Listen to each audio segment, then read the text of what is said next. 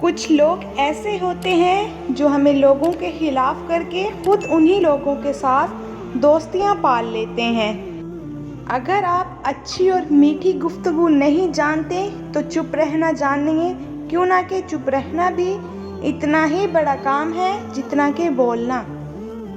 خالی پیٹ، خالی جیب اور جھوٹا پیار انسان کو زندگی میں وہ سبق سکھاتا ہے جو بڑے سے بڑا استاد بھی نہیں سکھا پاتا۔ کبھی کبھی آپ کی پھینکی ہوئی چیزیں دوسروں کے جینے کی امید بن جاتی ہے۔ بہت زیادہ مضبوط دکھائی دینے کا ایک نقصان یہ ہے کہ لوگوں کو کبھی یہ خیال نہیں آتا آپ کو بھی تسلی کی ضرورت ہوتی ہے۔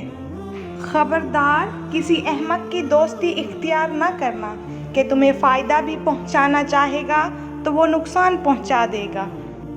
کہتے ہیں چھوڑنے والے چھوڑ جاتے ہیں، مقام کوئی بھی ہو۔ میں کہتا ہوں نبھانے والے نبھا جاتے ہیں، حالات کیسے بھی ہوں۔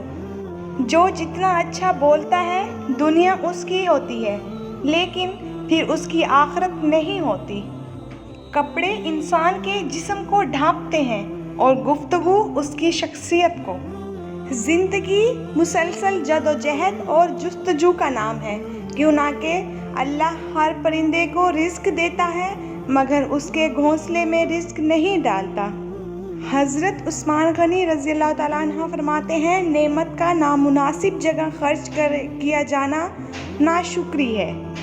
کہاں ملتے ہیں ایسے لوگ جو اپنے پر دوسروں کو اڑنے کے لیے دیتے ہیں۔ مشکل وقت دنیا کا سب سے بڑا جادوگر ہے جو ایک لمحے میں آپ کے چاہنے والوں کے چہرے سے نقاب ہٹا دیتا ہے۔